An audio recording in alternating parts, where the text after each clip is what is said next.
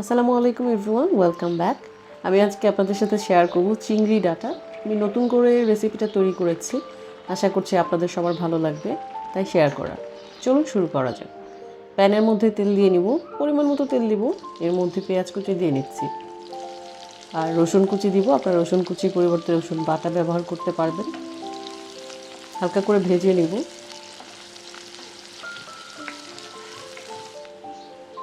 এর মধ্যে লবণ আর আদা বাটা দিয়ে দিচ্ছি। এখন এই মশলাটাকে একটু নেড়ে চেড়ে ভেজে নেব।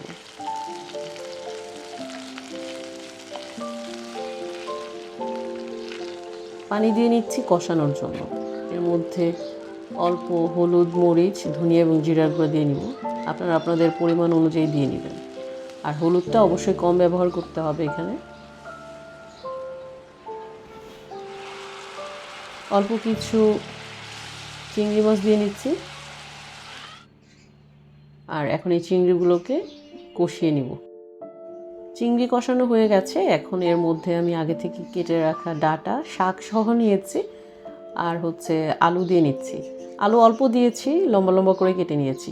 শাকের কারণে এখানে বেশি লাগছে, আসলে অত বেশি ডাটা না, অল্প কয়েকটা এক আটি ডাটাকে কেটে নিয়েছি। আর এখনকার সিজনের প্রথম দিকের ডাটাগুলো বেশ কচি আর শাকগুলোও কচি, সেজন্য আমি সবগুলোই নিয়েছি। অন্য সময় দেখা যায় শাকটা ফেলে দেওয়া হয়, তো এবার ভাবলাম যে শাক ফেলে না দিয়ে শাকগুলোকে যদি তরকারির সাথে দিয়ে দেওয়া যায় তাহলে কেমন হয়। দিয়ে দেখলাম যে আসলে খুবই মজা হয়েছে, যার জন্য এই রেসিপিটা আপনাদের সাথে শেয়ার করা।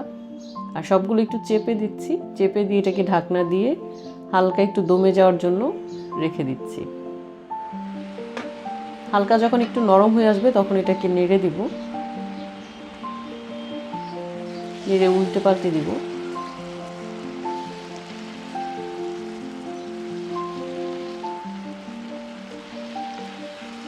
আর এভাবে শাকের সাথে রান্না করাতে শাকের ভিটামিনটাও এখানে পাওয়া গেছে আর খেতেও বেশ মজা হয়েছে। আসলে দেখতেও ভালো লাগছে, আপনারা দেখেই বুঝতে পারছেন নিশ্চয়ই, আশা করি। এখন একটু নেড়ে চেড়ে উল্টে পাল্টে এটাকে কষিয়ে নিব।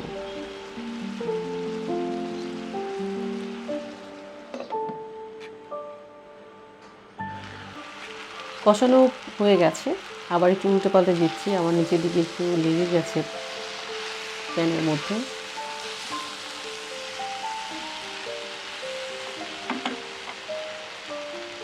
এখন এর মধ্যে পরিমাণ মতো পানি দিয়ে নেব।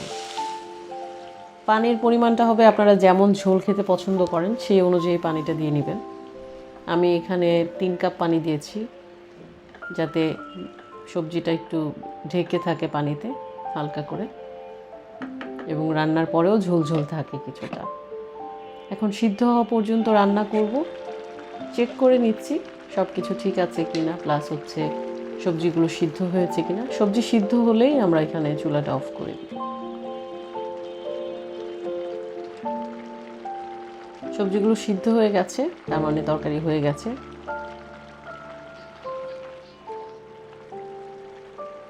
দেখতে যেমন সুন্দর হয়েছে, খেতেও অনেক সুস্বাদু আর পুষ্টিতে ভরপুর। অবশ্যই এই সিজনে এটা রান্না করবেন, বাসায় রান্না করে বাচ্চাদেরকে সহ সবাই মিলে খাবেন। আর এখন চুলাটা অফ করে দিব। চুলা অফ করে ঢাকনাটা খুলে রাখবো, তাহলে তরকারির কালারটা নষ্ট হবে না। আশা করছি সবার ভালো লেগেছে।